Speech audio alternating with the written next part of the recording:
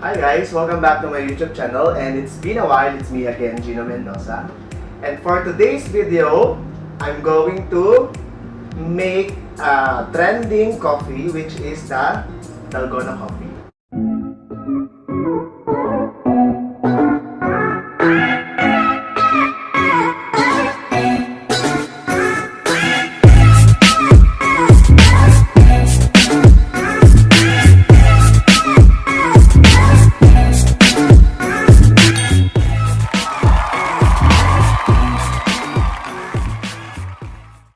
So, yung gagamitin kong ingredients for coffee na to, itry kong mag 3-in-1 coffee.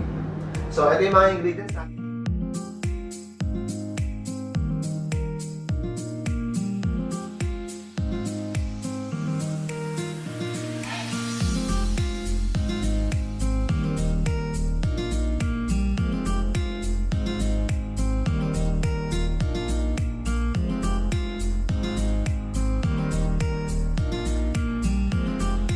Kuha tayo ng mixing bowl, tapos gagamit lang ako ng fork or ng tinidor para i-mix yung ingredients, yung powder, which is the 3-in-1. Okay? So, let's start. So, kailangan lang natin ilagay yung dalawang 3-in-1 coffee. Ito, ganito na siya. Dito sa ating bowl.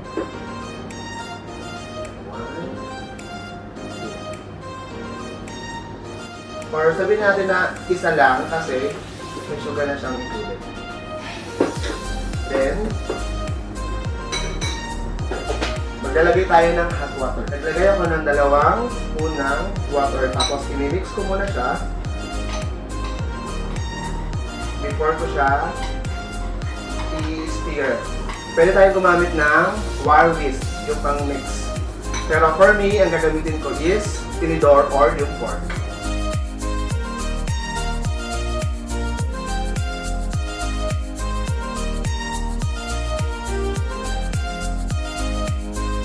So, based sa experience sa mga nakikita ko mga video sa YouTube, so kailangan mo talaga ng pasensya para i-mix to, para mag-mix siya ng or mag-foam siya. Meron tayong guest ngayon. Ang ating barista from Nostalgia. Yan ang nakataga. Kaya yan. Yan ang nakataga-mix. Pakita natin sa video. Asan yung timayong mo? Ito na siya. Ayan.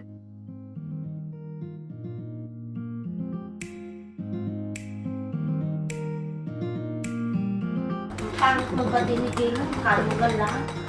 Kaya nga, paano ka hindi marunong magbati? Kaya nga, pwede ka rin sa kalugal. Pwede din gawin kayo sa kanya.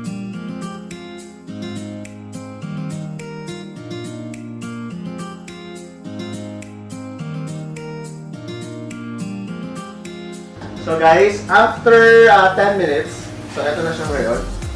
Ito na yung mixture niya. So, creamy na siya. Ayan siya. So ngayon, ipe-prepare ko na yung ating milk with ice. So gagamit ako ng fresh milk. So dito sa glass natin. Ayan. So guys, so ipe-prepare na natin yung ating milk with ice. So ito yung glass ko. So lagyan ko siya ng 3 pieces ng ice.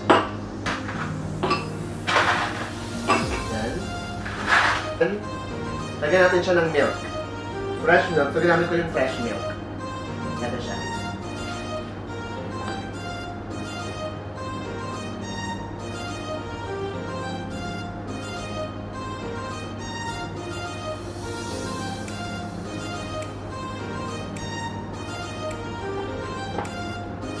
So, ito na yung fresh milk natin with ice. So, ito na yung mixture natin. Ayan. So, lalagay natin siya sa pinaprepare ko na milk with ice. So, gawin natin siya.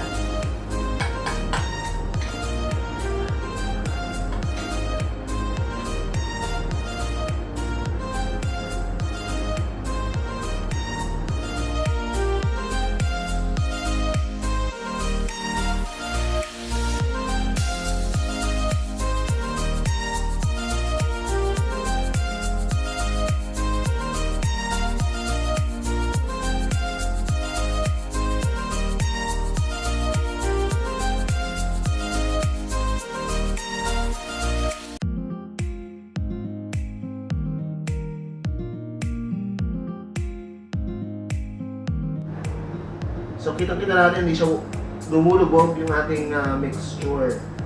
So, konti lagyan natin na siya ng konting design.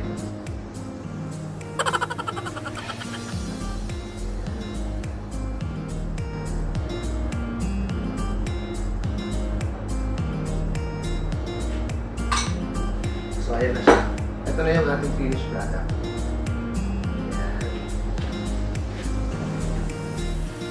So guys, if you like this video, just click like, subscribe to my YouTube channel, Gino Mendoza, and thank you for watching. Bye guys!